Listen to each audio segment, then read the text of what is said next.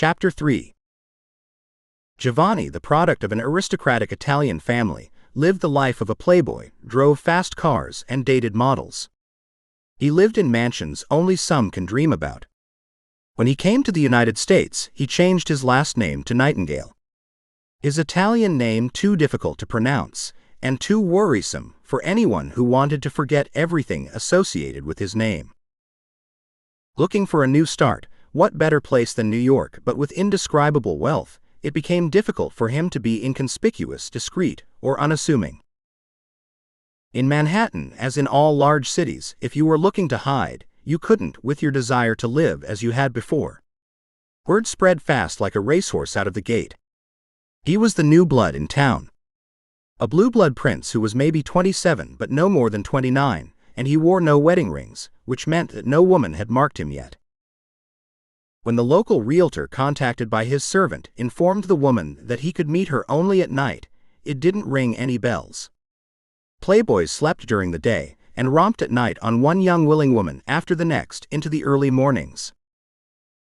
The only currency was money, not gossip, and he had more than enough to purchase a townhouse in the most affluent part of town, and anything else the realtor could sell. Seeking to bring this whale in, she made sure she checked his background, where she discovered that he had old money. Money passed down from generation to generation. No fly-by-night make the money today, and it's gone tomorrow kind of money.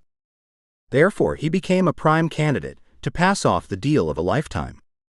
Sell him a townhouse, an apartment, or anything else she could. By his reputation, he never looked at the price. A true aristocrat, she thought. Nina held his folder and iPad close to her chest when she agreed to meet him at 7 p.m. Jovani Nightengale stepped out of his limo 15 minutes late. Nina didn't care how long the wait, she would stay as long as possible, even sleep on the couch if she had to. This would be a life-changing sale if she could pull this off, and she would. She wouldn't take no. She wouldn't leave tonight without getting something for her time, even if it was to stare into his gorgeous face and offer herself to him just for the bragging rights. She watched at Jovani as he strutted in her direction as if walking on air. He wore an Italian suit made to fit his svelte body. Wide shoulders, small waist. His hair dark and his blue eyes lit up the approaching night sky. "Mr. Nightingale, it's a pleasure to meet you," Nina said, holding out her hand, and he glanced down at it and didn't shake her hand. It wasn't because he wanted to insult her, it was because he didn't want her to ask questions or get too friendly. But one touch of his hand would reveal what he didn't want her to know. His body was cold as the temperature outside. "I'm sorry, but I have a thing about germs," he said with an arresting smile. His full mouth covered his white teeth, so stunning and perfect that she had to catch herself. She stood gazing at him in awe. He whispered, "Do you think we can see the rest of the place now? I don't think I can purchase it with just a look at the entrance." "Sorry about that," she said after composing herself. They stepped off the elevator and entered the living quarters. This is a triplex. On each floor you have living quarters, and on the top floor there is a pool. But first, being a bachelor, you would want to see the bedroom. Nina smiled wide and seductive as she gazed into his eyes. He never averted his glance. "Yes, of course," Jovani said. They opened the door to the bedroom. It was enormous. He wouldn't need it. There was no woman to share his bed. The ones he thought he could share his life with, those of a vampire's life, had been forgotten in Italy. It was why he had moved to the U.S. He needed a fresh start, and he hoped they were happy enough where they would never follow him. He wanted nothing of that dead life anymore.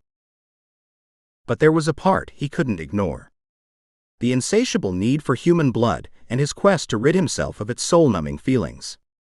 He thought if he could wean himself off of human blood, he could feel again and love again. There was also the realization that he couldn't run from being what he was and what he is. He needed to feed, and he needed to feed regularly because of his youth, and because he was turned as a young man. Being 100 years old wasn't anything in the lifespan of a vampire. He had clothing that was 100 years old. "Mr. Nightingale." Mr. Nightingale. His thoughts were interrupted. That's an interesting name to have. Nightingale. What does it mean? A bird who sings at night, Jovani said, looking out the closed glass terrace doors in his bedroom. I'll take it. Did I hear you correctly? Nina's voice breaking with excitement. Yes. And do you have any other properties I would be interested in? Jovani questioned. Yes. An apartment. I'll take that as well. And a home in the Hamptons. You will probably need one for summer months. He looked at her. The ocean. It's calm and quiet in the Hamptons if you have the right place. Jovani turned and said, I'll take that as well. My servant will transfer the money tonight. I expect the keys tomorrow. Of course. And can you recommend a decorator? Yes, of course. Anything else you would like? She said with a suggestive warm smile. No, Nina. I think that will be all, Jovani said. Nina didn't want to press her luck, and she rushed to the elevator and then turned around, placing the keys on the chest in the foyer. I'm leaving the keys to the townhouse and the apartment. I'll send the keys to your Hampton home with a messenger tomorrow. Thank you. I will make use of them tonight. Nina didn't hear his last words. After she left, Jovani called in Connor, his manservant. We will stay here tonight. Then we'll move on to the apartment. I prefer an apartment.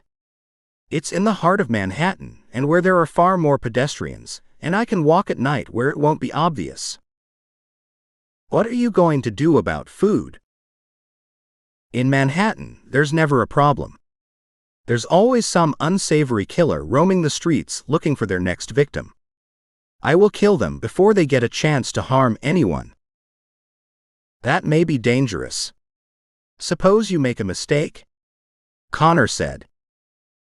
I never make mistakes. I'm a killer. I've killed in the war. I've killed when I was turned. I know how they think. I know what drives them to kill.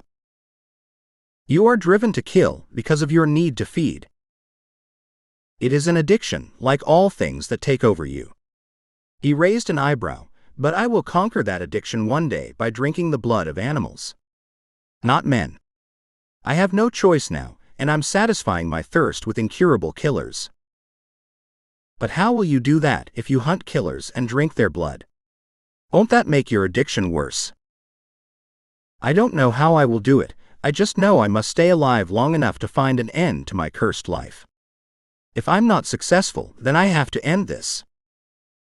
Jovani bought the property, but he had owned many properties in Manhattan before, and now they were worth millions, if not billions. He bought his first property after the war. That was during year 1945, right after the end of World War II, when he entered the U.S. on a ship bound for Manhattan. It was during the war Jovani was taken into service.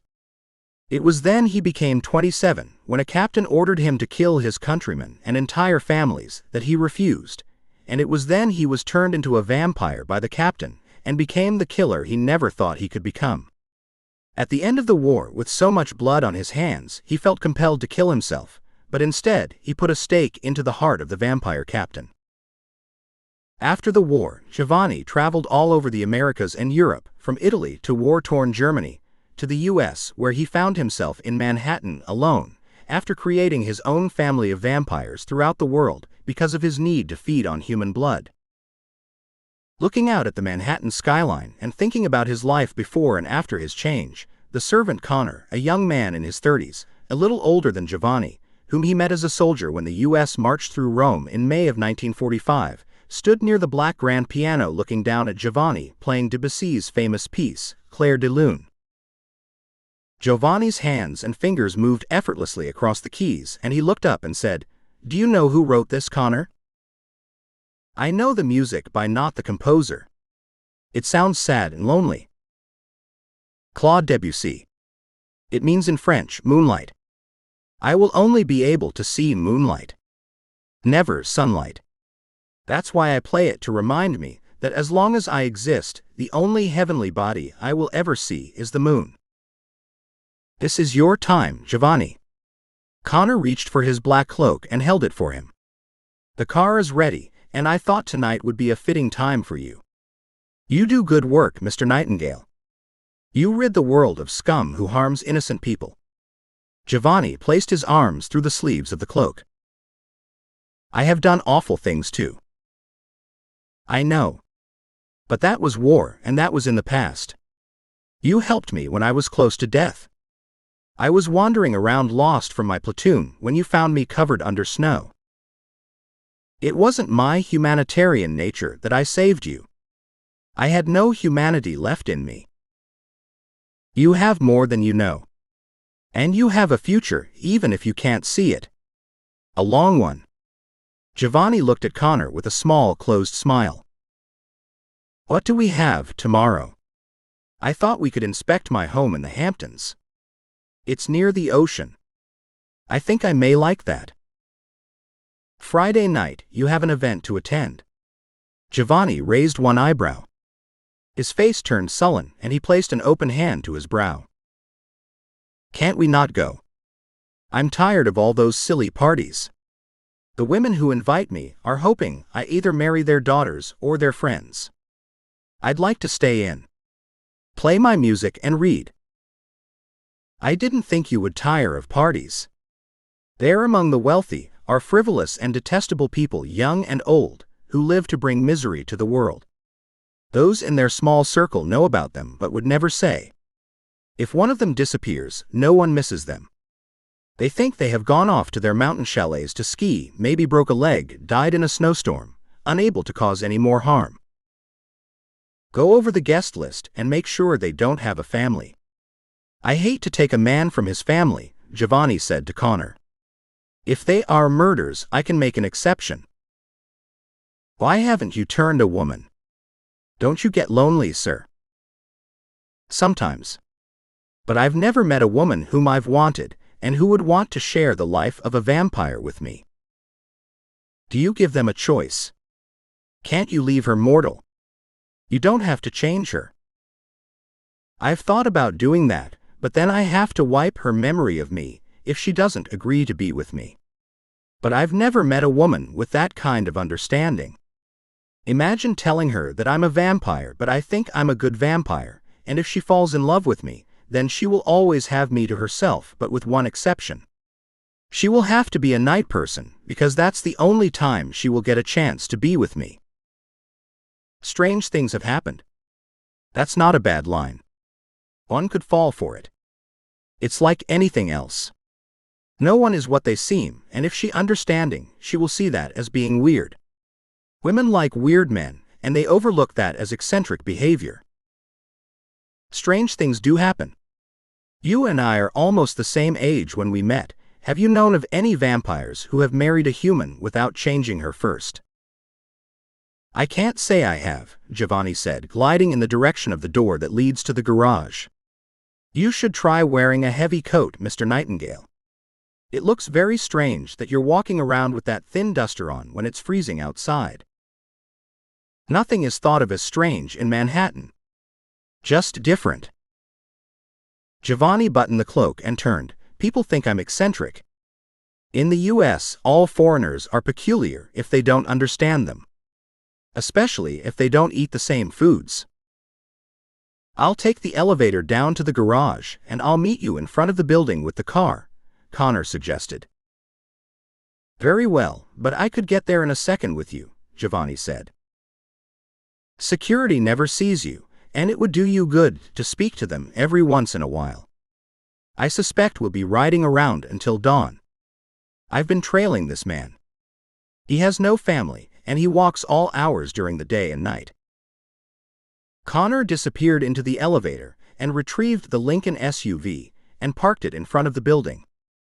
As he was pulled the SUV and angled it to the curb, Jovani stepped outside of the open door as the doorman tipped his cap to him.